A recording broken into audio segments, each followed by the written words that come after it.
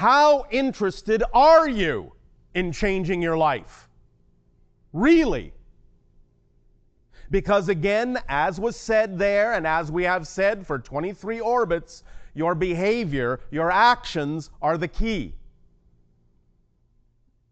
You have heard in the segment that you just listened to,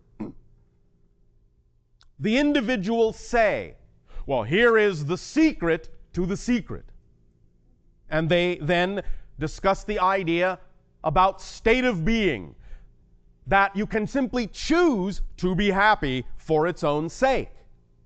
And you can. We have said this many times, without needing any other reason to do so. But now we would also like to share with you that there is also another secret to the secret. And if you wish, as an addition to what has been said in your recording, I could say then that there is a secret to the secret to the secret. Now, it's not that this was not said over and over and over again by us in the recording and by many other people. But it was said in ways that may not allow you to recognize it for what it is. It was said in general ways. It was said in illustrative ways. It was said in anecdotal ways. But now we are going to tell you very plainly. There is an underlying concept here that many of you may be missing out on because it hasn't been said plainly.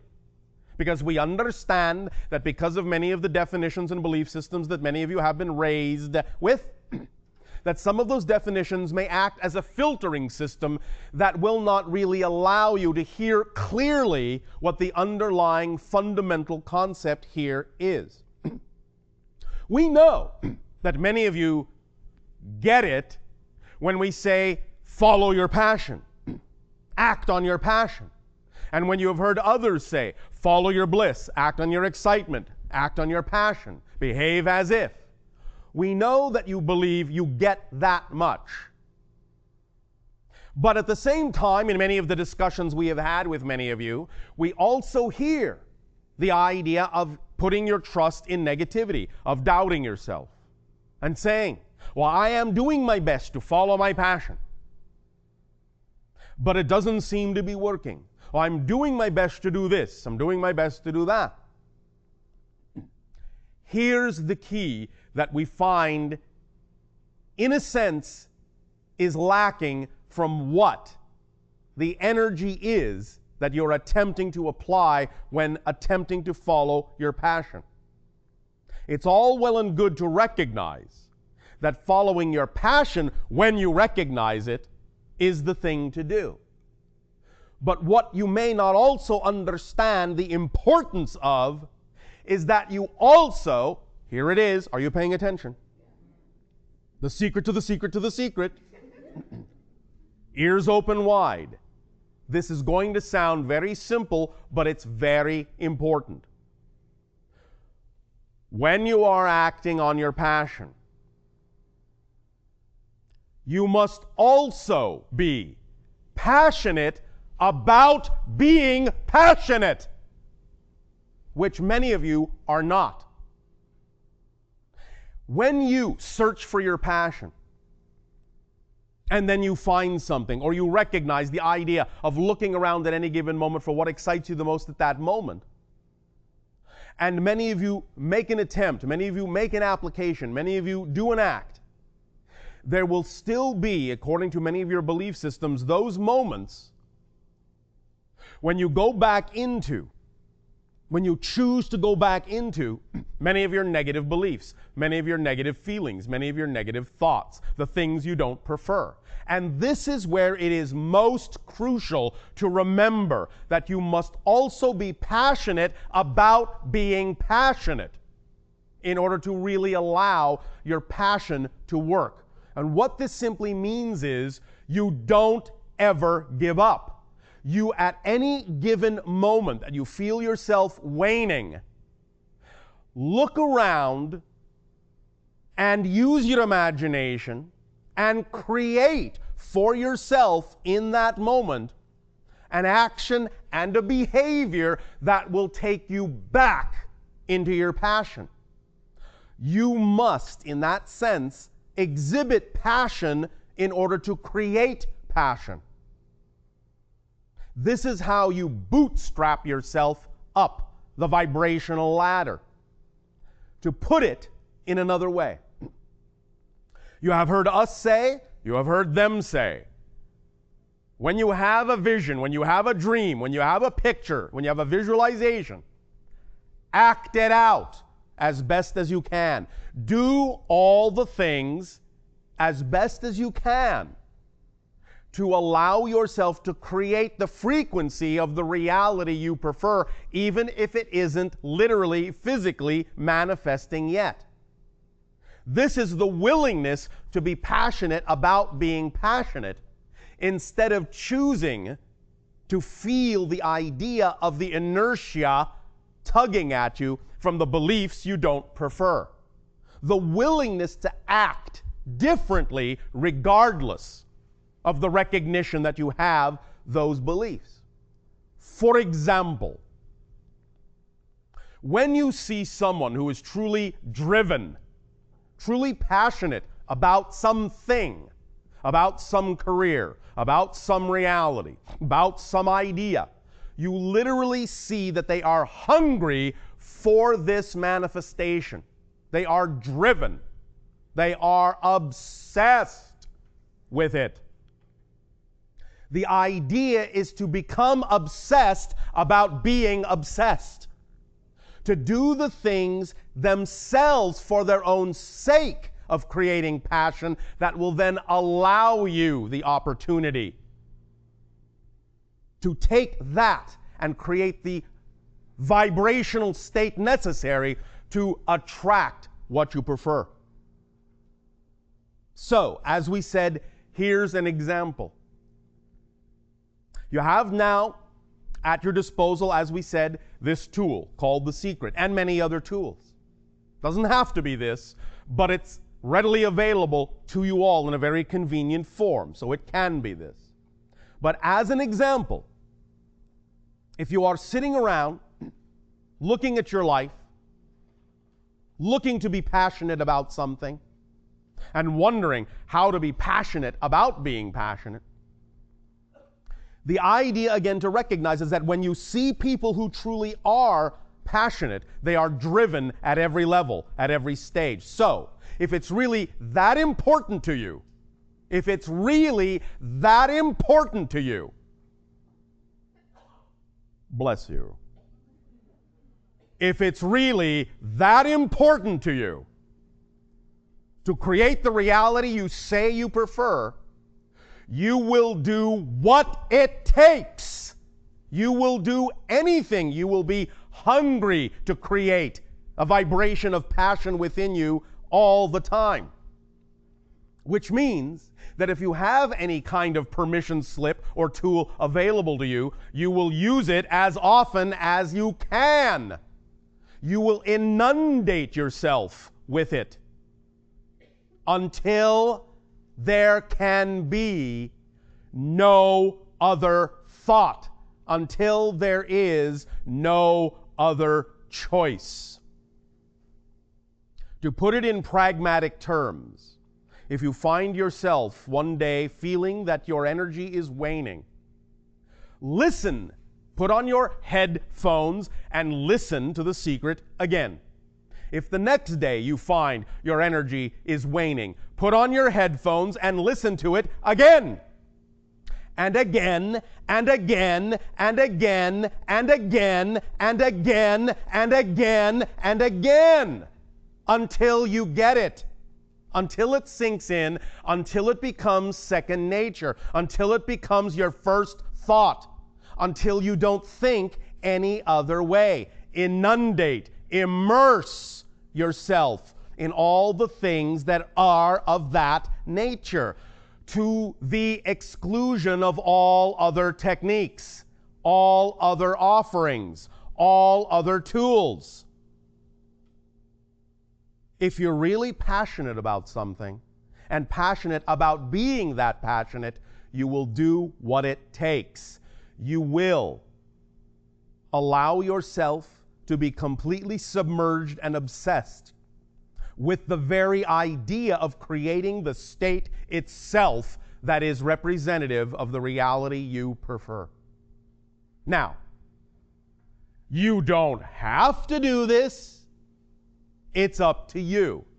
But what we are saying here now, and what we will be repeating throughout this particular transmission, is the recognition that whatever stage, whatever level of frequency, whatever level of commitment, whatever level of drive, whatever level of hunger you decide you choose to have for being passionate is completely what will determine the level of reflection you get, the level of effect you get.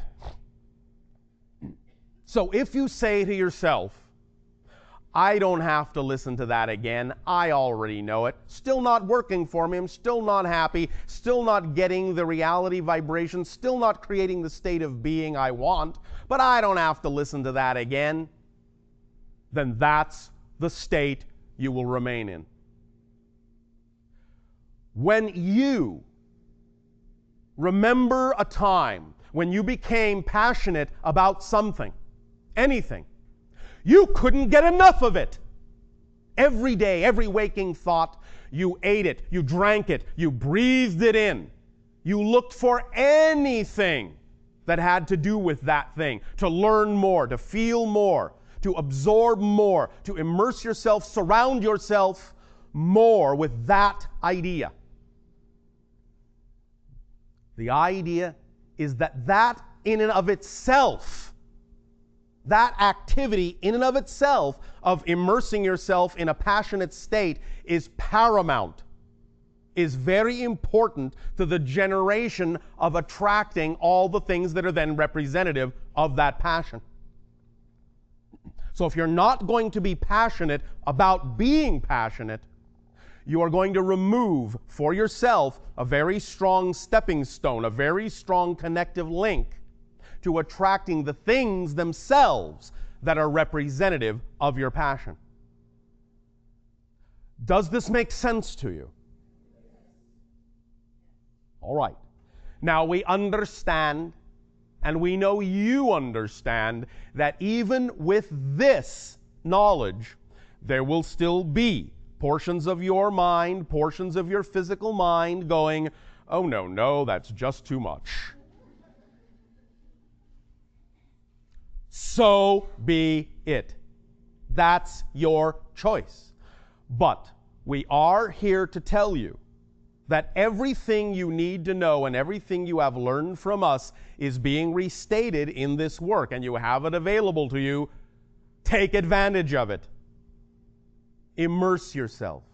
And again, please remember how important it is for many of you to act things out.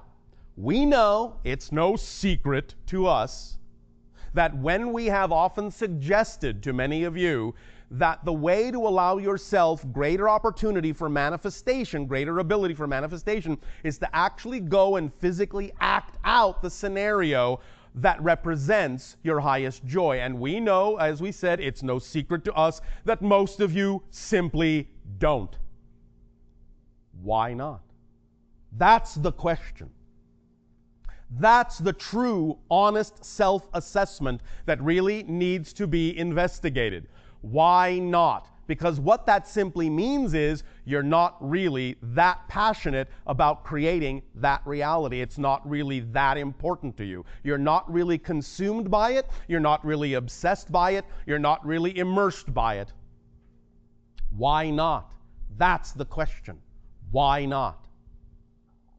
That is the most important question you can ask yourself with regard to what you say is your passion. Why am I not more passionate about my passion? Why am I not willing to do the things that everyone says will work? Why not? And that's where you need to come face to face with your own identity, your own physical mind, your own belief systems, your own definitions, your own issues about what it is that you are allowing to define you as a personality. What it is you are choosing to believe in as a personality. Now, you also heard in that recording an idea that we began to discuss last night of your time, and this is the idea of what the job of your physical personality mind actually is and what it isn't. Many of you have been taught to believe that your physical mind is in charge, that it's supposed to control everything and figure out how everything is supposed to happen in order for everything to work. But you heard in the recording, and you heard us say last night of your time, that this is not your job description. Your physical mind is not designed to understand how things happen. It is only designed to perceive how things happened. It is not designed to perceive how things will happen. It is only designed to perceive how things happened. The higher self, that level just above physical reality that is also part of your personal being, is the level of your being that has the ability to understand how things happen. And that's why you heard us say, and the secret say, you don't have to worry, you don't have to focus on how something will come about. There is no way for you to know. It's not within the capacity of your physical mind to know that. It's only within the capacity of your physical mind to see how it did occur, but not how it will occur. The knowledge of how it will occur comes from your higher self, not from your physical mind. As we said last night of your time, again, pay attention, very crucial. The higher self conceives. The physical brain receives. The physical personality mind perceives. The physical personality mind does not conceive of anything. The physical mind is not capable of generating an idea, not one. Not one. Any idea you have ever had has never come from your physical mind. Not one. It can only perceive the result of the idea that was received by the brain from the conception of the higher self. Beginning to understand this relationship will allow you to begin to have a better relationship and an open line of communication with the higher self, and will allow you as physical minds to allow the you that is the higher self to do its job, while the physical mind goes about doing the job it was designed to do, which is to simply focus you in physical reality so that you can perceive and experience the result of what you conceived from the higher self to be representative of your natural truth and joy. So, this knowledge and this understanding and this relationship can allow you to relax and not feel like you have to do so much. It's not your responsibility in that sense as a physical mind to generate these things and figure out how it's all going to happen. As we said last night of your time, we recognize that the physical mind, if it is taught to think it's in charge, can get caught up in the idea of attempting to repeat how something did occur, thinking that what it is perceiving is actually how the next thing needs to occur, when in fact it's not. The idea of attempting to do that will only cause a repetitive cycle, a repetitive loop, that will simply allow you to remain stuck in one particular manifestational level, and it won't advance until you allow yourself to make the leap and let go of how you think it needs to happen, and let the higher self show you how it can happen. And then let your physical mind simply receive, perceive how it did happen. So you don't need to carry those bags. You don't need to carry that luggage. It's too heavy. You weren't designed to carry it. If you keep carrying it, you will be exhausted very quickly. You will start dragging. You will say, life is a drag. This doesn't work. I'm not having any fun. Why not? Because you're doing too many jobs. You're not doing the job you were designed to do only. You're also attempting to do the job of the higher self. The higher self is the you that is on the mountaintop, that has the big picture, that has the far view, that can look down at the physical mind in the valley and say, the road is this way. I'm telling you, turn left. I know you think you're supposed to turn right because you think you're in charge, but I'm telling you, turn left. Pay attention, pay attention, pay attention. You don't have to know how turning left is going to get you to where you want to go. I can see that it is because I'm on the mountaintop. You don't need to know. All you need to do is what? Trust me that I'm telling you the truth. Why would I do anything different? I'm you. When you understand that your higher self is truly an aspect of you, maybe you will be willing to start listening instead of thinking, because your physical mind has been taught to think it's in charge and thus doesn't trust anyone else's 2 cents. Instead of thinking that your higher self is trying to deceive you, trying to trick you. Can't listen to that guy, that gal.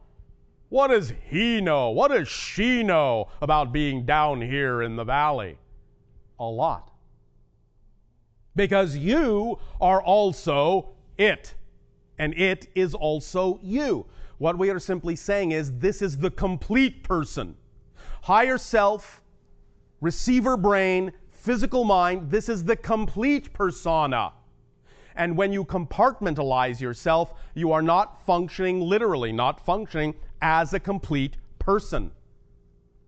You are shunting responsibility and the load of the job to only one portion of your personality, only one portion of your persona, the physical mind, and expecting it to take up the slack, which it is not designed to do.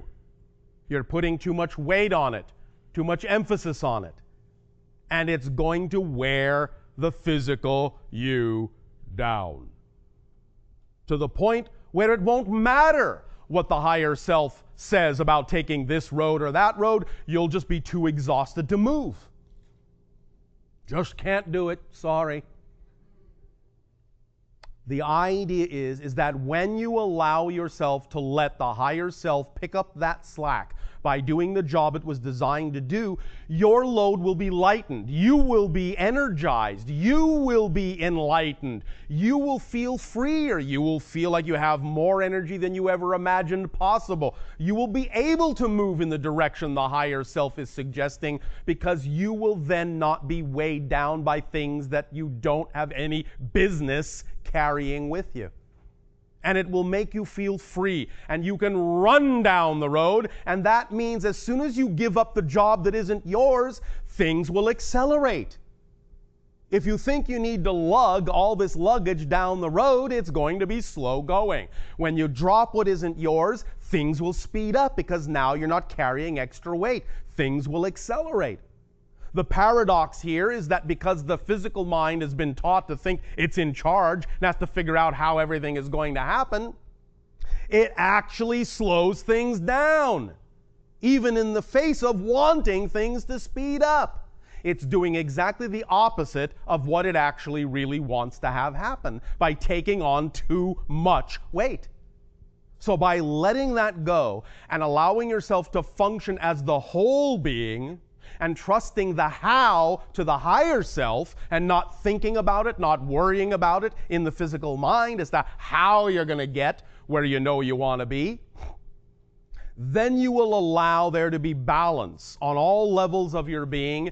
Things will flow in that positive direction representative of your natural self, because you will be behaving as your true, interconnected, holistic, natural self. This, when people talk about the idea of letting go, when they talk about the idea of surrender, this is what they're talking about. Simply surrender to being who you actually are instead of who you've been taught to think you're supposed to be. This is what you are now realizing in this new age of transformation on your planet. That you're not alone.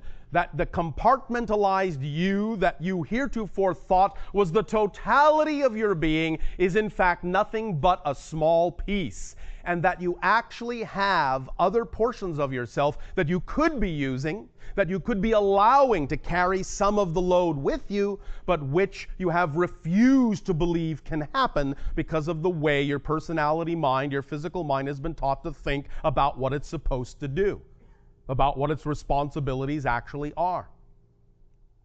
And thus then, once the physical mind has taken on this much weight, has taken on this much more job than it was designed to do, and it feels tired, and it feels stressed, and it feels weighed down, what's the next step after that? Victimization, resentment. It starts dissolving and devolving and breaking down because it cannot carry the load. And once it starts breaking down, thinking this is supposed to be working and it's not, it now feels betrayal from the universe. The universe isn't supporting me, it's not working for me. No, you're not working for you. You're not working for you because you're working too hard for you. Lighten up on yourself. The universe does not expect you to have to struggle. It does not expect you to have to, in any way, shape, or form, suffer. Challenges, yes, but those are exciting. Activity, yes, but that's exciting. Struggle, suffer, no. There is no expectation on behalf of the universe that you should have to struggle and suffer to be yourself. All the struggling, all the suffering, all the doubt, all the fear comes from the misunderstanding of who you are, and thus resisting your natural self because you're afraid to give up that control from the physical mind to the greater self for which it was designed.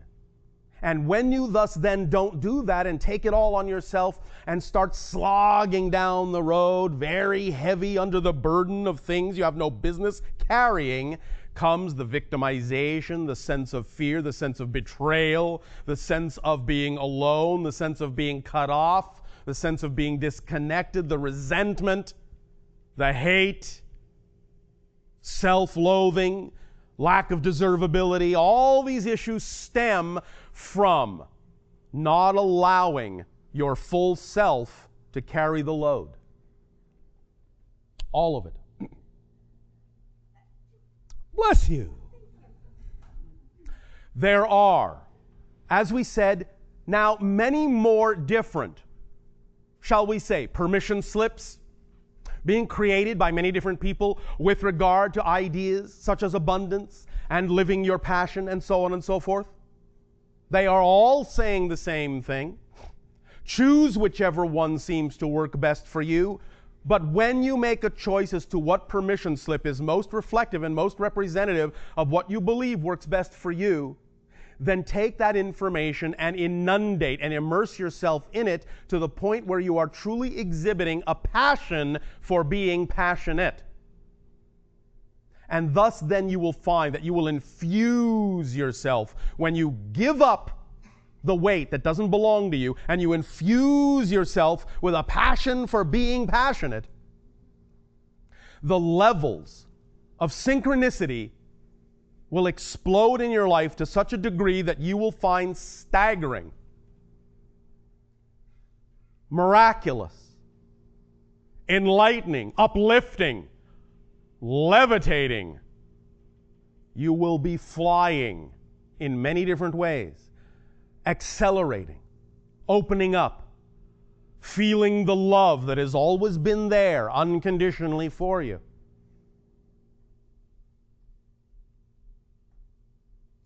Now, we, last night of your time, also mentioned that we would be speaking about the idea of the transformation itself. The accelerating wave of collective consciousness that many of you have intuitively recognized reaches a critical mass threshold in and around your cycle that you call 2012. This simply represents the idea of crossing into critical mass, where you have the potential for total positive reality. You have that now, of course. But after 2012, the idea of positive energy will be so much more available to so many more of you that if you should choose to ride the crest of that wave, the leading edge of that wave of consciousness, you can accelerate so rapidly, you can attract to yourself so rapidly the things that are representative of your passion, of your joy, without knowing in any way, shape, or form how these things could have happened, beyond reason, beyond logic, that again, your life will become literally so dreamlike, it will be at first dizzying and disorienting until you get used to it. Literally, you'll be walking through life like it's a dream, marveling at the miraculous synchronicities that just are popping up as a matter of course. Yes. When you ride the leading edge of the wave of consciousness. If, however, you choose to continue to compartmentalize your physical mind and make it responsible for being in charge, and have to know the how, and have to know the why, and have to know all the details before you'll be willing to believe that the higher self can simply bring this to you, then you will, by choice, position yourself somewhere down the line from the leading edge, in some of the eddies and currents and backwashes in the wake of the leading edge. Now, it doesn't mean that you cannot find benefit in those locations, in those gradations of frequency behind the leading edge. But wherever it is you position yourself, you simply have to understand the effect you create will be absolutely directly commensurate with where you have positioned yourself, and it will not be any more than that. By definition, it cannot be any more than that. As an analogy, your visible spectrum of light. You understand that in the visible spectrum of light, red is a low frequency, the lowest visible frequency you can perceive with your eyes. Violet is the highest visible frequency you can perceive with your eyes in general. We understand many of you are beginning to stretch these boundaries, but for the purpose of this illustration, let's just stick with the common labeling of this visible spectrum. Now, you know, if something exists on the frequency of violet light, it's at a very high level of frequency, very high level of energy. And it will experience the things that go hand in hand with that level. If something chooses to exist on the other end of the spectrum, in the red frequency, it will be functioning at a lower wavelength, a slower wavelength, a lower vibration, and will only experience the things that are commensurate with that level in the spectrum. It's all energy, it's all light, it's all the same stuff, as you say, but the difference in gradation of the vibrational frequency will ultimately determine what is capable of being experienced on that level. If you're operating at a certain wavelength toward the lower end of that spectrum, you will only perceive red. Only. You will never perceive violet at that end of the spectrum. If you are operating at the violet end of the spectrum on a high frequency level, you will only perceive violet. You will never perceive red at that end of the spectrum, ever. So, the leading edge of the wave of your collective consciousness on this transformation, you can live there and ride the crest, or you can allow yourself to float back into the wake. Somewhere in there will be vibrations that will be representative of whatever degree you are willing to allow your belief system to take hold. So, you must understand that if you do that, there are consequences to that. The consequence being that you can only perceive what is directly commensurate with the level you're on, and nothing else. Nothing lower, but nothing higher. But you are all capable of choosing to ride the crest, the leading edge. All right. Now, when some of you consider this, you get scared. It's going too fast for me. I might fall off. I might crash. I might smack into a brick wall. As if suddenly one would appear. Of course it will if you create it. But again, understand that if you create that brick wall, that's an indication you are no longer on the leading edge. Brick walls do not exist by definition on the leading edge. They only exist back down the line, in the wake, in one of the eddies, in one of the currents that is representative of belief systems that there are such things as brick walls. But if you're truly riding the leading edge, truly, as you say, surfing the crest, then you will understand that just like being on the top of the mountain, you have a clear and unobstructed view of everything in front of you. And you ride that wave right into ecstasy.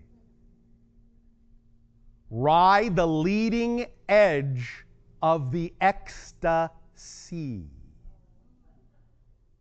Allow yourself the opportunity to know you can. You don't have to choose to. But then if you don't be surprised by what is commensurate for that level. It's completely up to you what to lock onto, what to believe, what to align with, what to associate yourself with. You can, on one hand, say, I understand these concepts. I believe these concepts. I will live these concepts. I am this idea. It can happen instantly, effortlessly, miraculously, wonderfully, joyfully, creatively, lovingly, now for me. Or you can recognize that you tend, quote unquote, choose to gravitate more to informational sources that confirm your own fear. Well, one should take their time. Well, one has to be careful with this stuff. Now, we understand that there is such a thing as recognizing and honoring whatever belief system you happen to have, and not pushing yourself beyond it if you truly don't believe you can, because that would simply be disastrous. But the idea is to understand and to clearly take responsibility for knowing that if you are aligning with someone that says, well, you can't just go full throttle because you have to be careful that you're not doing this and you're not doing that. You might fool yourself here, you might fool yourself there, and you have to take it easy. If you align yourself with that, that's all well and good. But understand that you are choosing to, and it has nothing at all to do with the fact that you could change your belief and allow yourself to ride the leading edge where things manifest instantaneously. You could. But if you are not, it's your choice. And that's, once again, where you really need to be passionate about being passionate and find out why you are choosing to not ride the leading edge. You will obviously have your own reason for not doing so. Whatever that reason is, whatever you feel is the need for safety, is up to you to determine.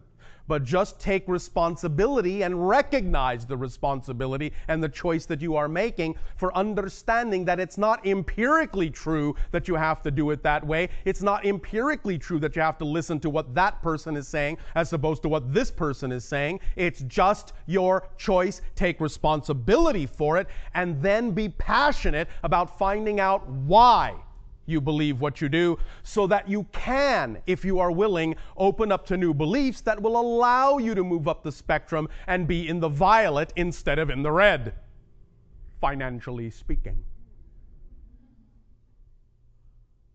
So, allow yourselves to simply at every given moment recognize what you're doing. Let go of the need to understand the how of it. Because you see, one of the things that stops many of you from having the experiences that were described in the recording is that, for example, when someone says, well, you know, I simply got into the state where I believed I would simply receive more checks. Your physical, logical, reasonable mind goes, well, where the heck are they supposed to come from? I haven't done anything to earn that money. What are you saying? That some stranger just suddenly going to get into his head to pop a check in the mail to me for no reason whatsoever, and I'm just going to go to my mailbox and open a check that comes from a total stranger that's suddenly giving me exactly what I want? Yes! Yes, that is what's being said. Yes, that is one possible way. Yes, that is one possible example of what could happen. But when your logical, reasonable, physical mind going, how does that make any sense? The thing to remind it is that it doesn't have to. It doesn't have to make sense. When you stop needing it to make sense, then you'll make dollars. You have got to give up. You've got to give up your need, your physical mind's need for everything to have a reason, for everything to make logical sense in the physical third dimensional world. If you say you wish to live in fourth density reality, you must give up the things that are commensurate with the three-dimensional world, such as logic, reason. Not totally. I'm not saying be willy-nilly, fly by the seat of your pants people.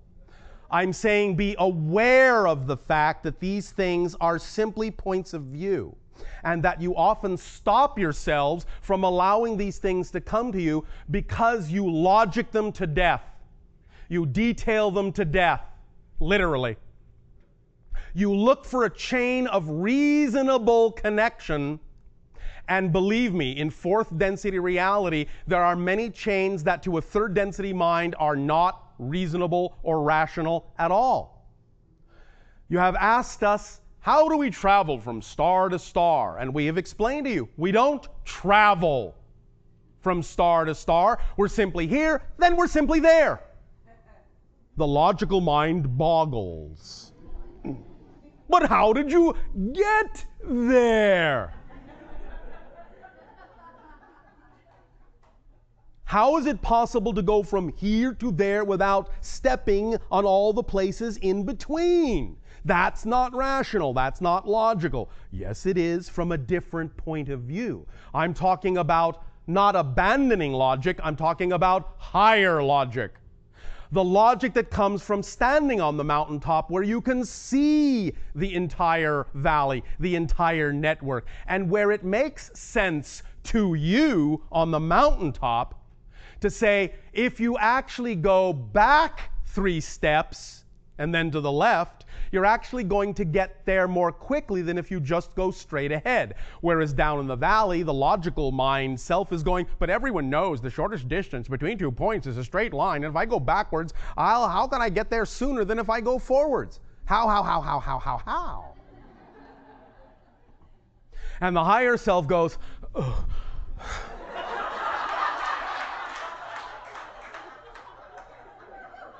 Because I can see that if you go forward there, the bridge is out. And if you take 3 steps back and go to the left, you go on a parallel road where the bridge is fine. But the point is that the language of the higher self cannot always communicate all those specifics to the physical mind, because the physical mind does not always have the capacity for that kind of translation. The only way that that dialogue, most often than not from the higher self, translates to the physical mind is simply suddenly the urge to go back. The urge itself, the intuition itself, in the physical mind is the condensation and capsulization of the entire explanation from the higher self, saying, if you go 3 steps back and then go to the left and go down the parallel road, then the bridge is up. But all the physical mind will get is the tug. That's how it translates in physical reality, because the physical mind is not capable of actually perceiving in the same way the higher self is, and doesn't have to know all the reasons why and how. All it needs to do is know that that's part of who you are, and allow yourself to recognize that that is a communication and to follow it, and that you have received the information that you need, because it's on the same wavelength of your joy, of your passion. Why? Because you say it is. And you flow with it, and thus find out that it is. Or resist it for as long as you want, and keep walking on the same road until you get to the washed out bridge and go, oh, why didn't I listen to my intuition back there? Because you thought you were in charge, smarty. But you're not. Not you alone. You are in charge, but not you alone, physical mind. Physical mind, higher self, that's the you that's in charge. Both aspects of your being is the persona, not just the physical personality self. That's only a part of it. So if you want to know you're in charge, you have to behave like the whole you, and be willing to open up and receive and perceive in whatever way it works for you, the dialogue and the communication coming from the portion of yourself that is the higher self, that has the higher point of view, that has the bigger picture, and be willing to understand it's working on your behalf. It's not going to trick you. It's not going to deceive you. The only thing in your reality that can create the idea of tricks and deception is the physical mind's belief system, not the higher self. Because it is only in physical 3-dimensional reality that you can have the experience of a personality structure that can actually deny its own truth. So any tricks, any deception that you may be afraid of encountering can only actually be coming from the personality aspect that's actually afraid it's going to be deceived. That's the paradox. It can't come from the higher self, because that's a bigger picture point of view. And it can clearly see the road. And there is no reason, there is no logic for the higher self to go, yeah, take the left road. Watch and see how my lower self falls into the river. This ought to be fun. Oops, I went with it. You are under the assumption that the higher self is immune from what you experience in physical reality. Incorrect. You are one being, and the higher self will suffer the slings and arrows that the physical mind shoots itself with.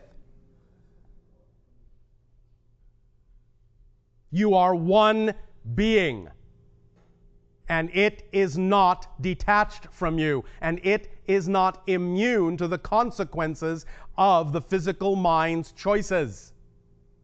But because the higher self is closer to the vibration of unconditional love, it will overlook it again and again and again and again, attempting to unconditionally loving you, reminding you, please take the other road, please.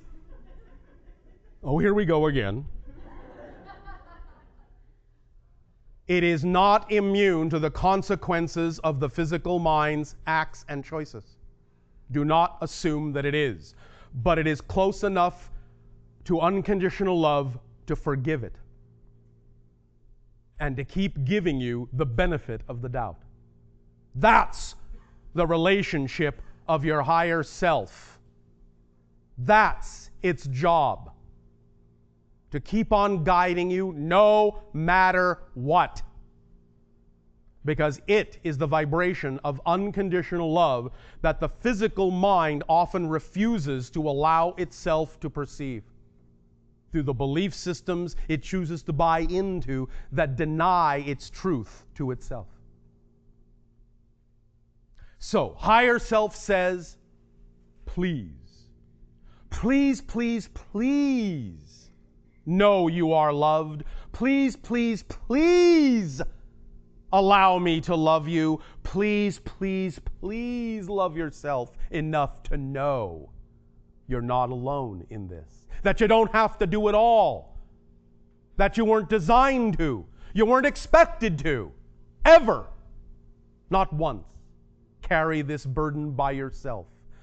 Let me be your guide because I am you. Become familiar with that portion of yourself. It is not detached. It is not separate. It is not aloof. It is not in its own realm, unaware of what you are choosing to experience.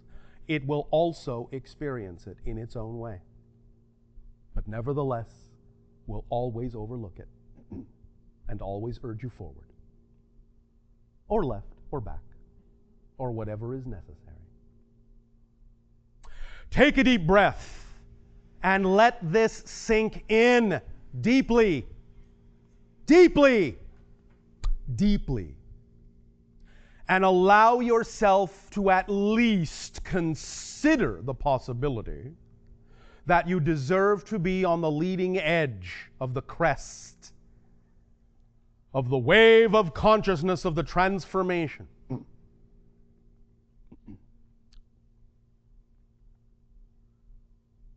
Take another deep breath.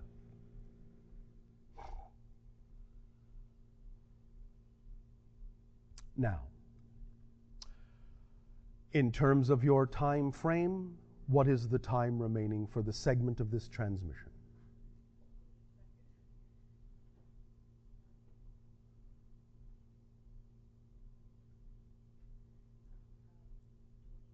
All right. In these 20 minutes, let us move to a different level of understanding of this leading edge and this wave of transformation. As we have said, obviously, wherever it is you decide to position yourself, either at the leading edge or in the wake, there will be consequences commensurate to whatever vibratory gradation you are choosing to reside in. I will now explain and describe one of the effects that is now going on relative to us and others like us with respect to this vibrational wave of your leading edge of critical mass consciousness. Some time ago, in terms of time as you count time, we told you that things would be speeding up, and that if you did not align yourself very rapidly with your true passion, it's not that you couldn't do it later, but that you would make it more difficult to do later because you would feel that you had to hurry up and catch up, and there would be more details for your rational mind to have to deal with and integrate in order for you to match the frequency of the now accelerating leading edge of that wave.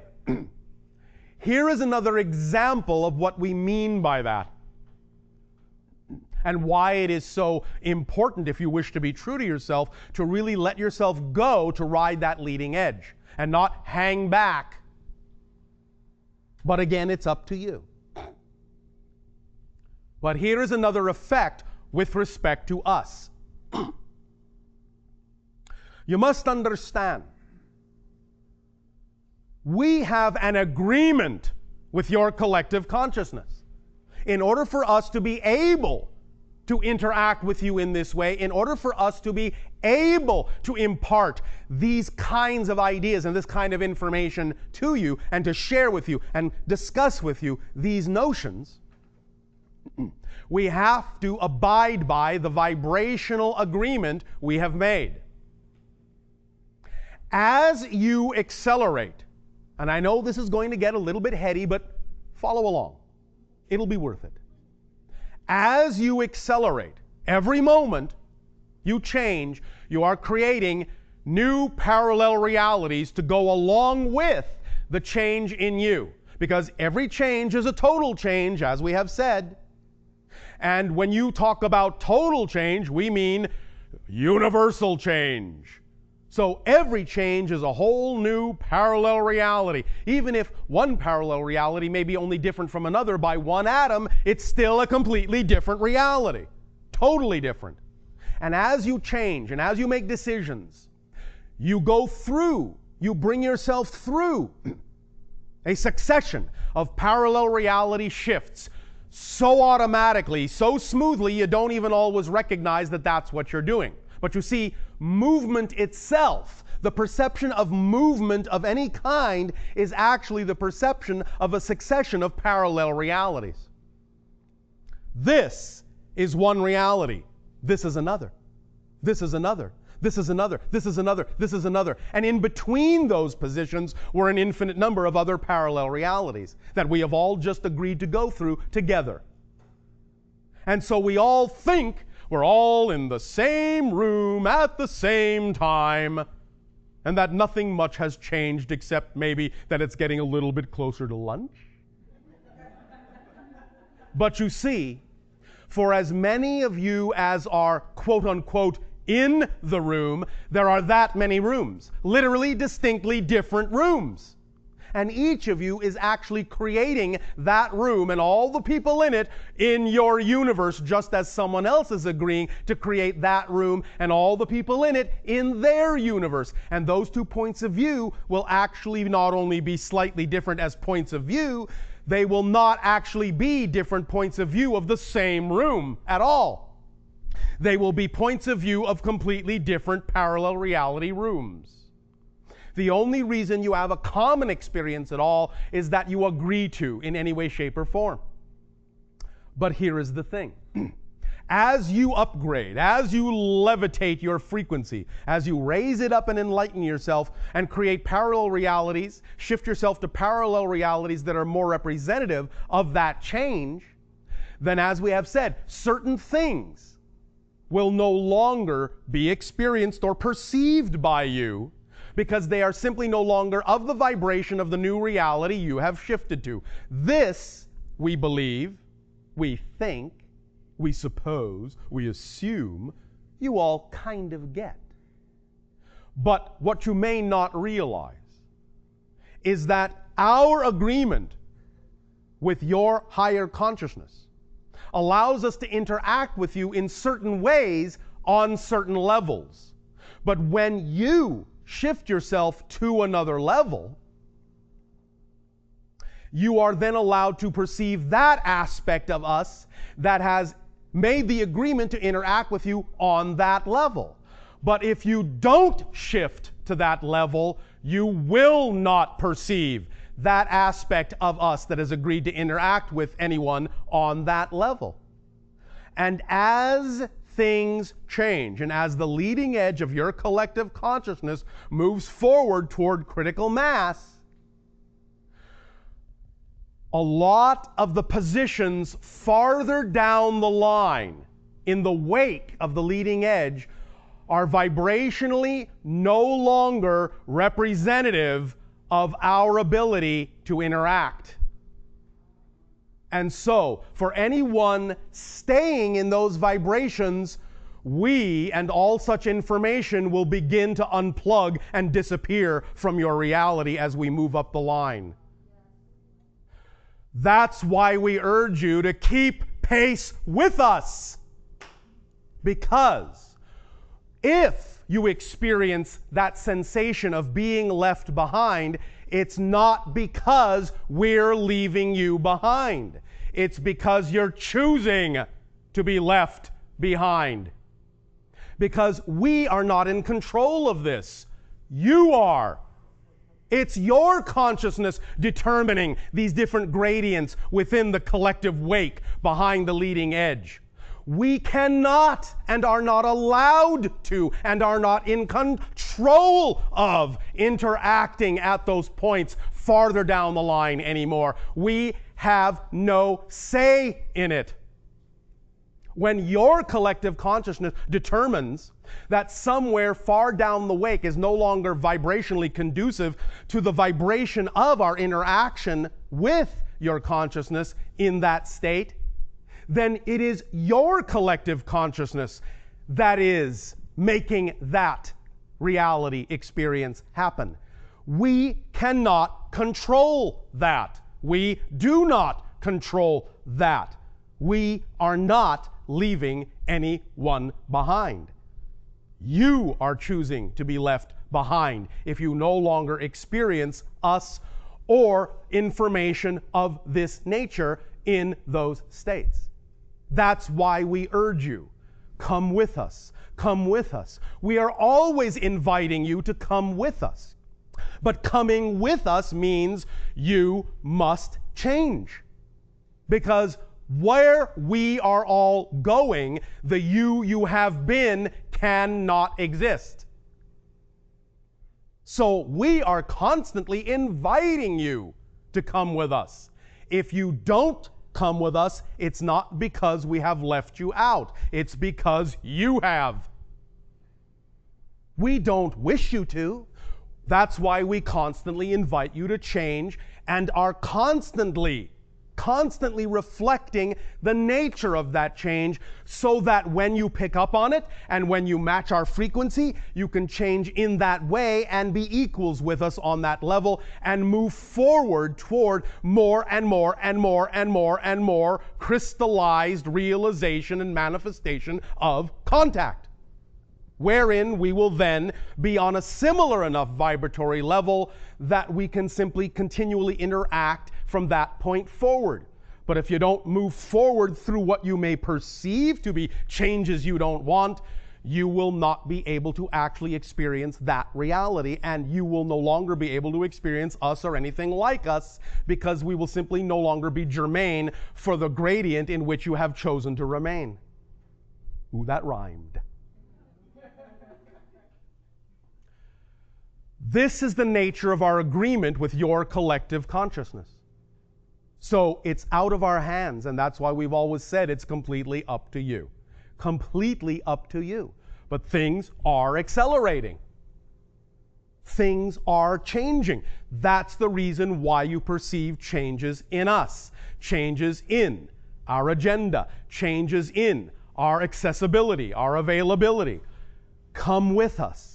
Come with us and learn new ways of accessing what we are, what you are, what the universe is. And then you will know you are never cut off. You are never left behind. You are never out of touch if you don't prefer to be. But the physical mind may say, again with its rational self, but I want to be in touch this way or that way. But that may not be conducive to the leading edge. Therefore, in its insistence to be in charge, it will remain where it chooses to remain, and it will receive the consequences of the vibration of that gradient. No more, no less.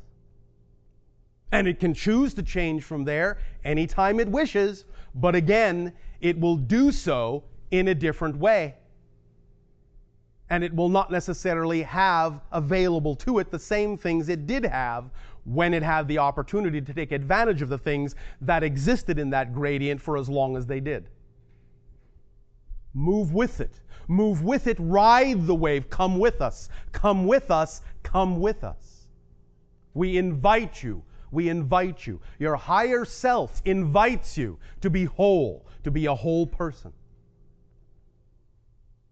The whole secret to the secret is nothing more than just really being willing to be yourself, your full self, and act like it, and behave like it, and know that it's always in your best interests to do so.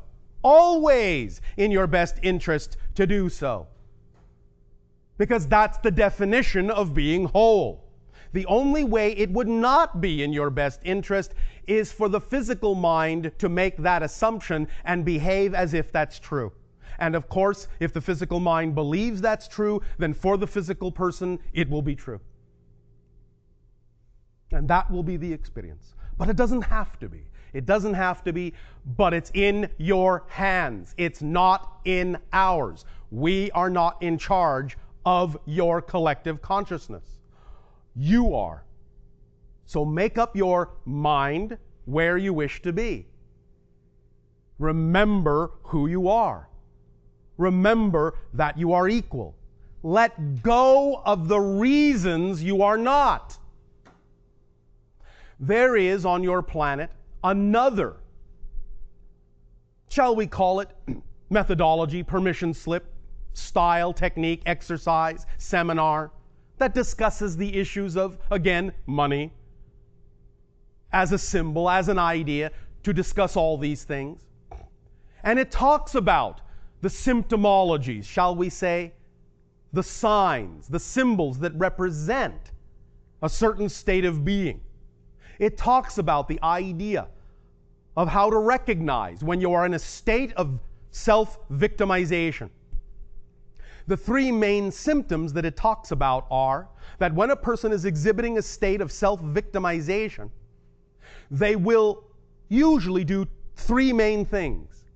They will project blame on others for their situation. They will complain about the situation that they are in. And most paradoxically of all, they will actually justify being in that state of being. Blame, complaint, justification are the three main symptoms of self-victimization. So if your behavior exhibits these qualities, then you will know beyond a shadow of a doubt that's the state of being you are choosing to be in. And that will not be conducive to riding the wave, the leading edge. It will be conducive to finding a spot somewhere in one of the swirling eddies down behind the wake, somewhere down the line where you can go ahead and spin your wheels as much as you wish. Until such time as you're tired of that and decide to start going with the flow. Up to you. We cannot change that for you. We cannot. It is not in our power. It is only in our power to remind you of who you are, and then through unconditional love to allow you to choose who you prefer to be. But there are always consequences to every choice. This is not a judgment. It is not a punishment. It is simply physics. All we are suggesting is that you relax your physical mind and get with the program. It's up to you. It's your program. And we're attempting to assist you by defining in detail what the program is, so that you can have clarity about what you're doing and what you prefer to do. And so you can make choices that are based on that clarity.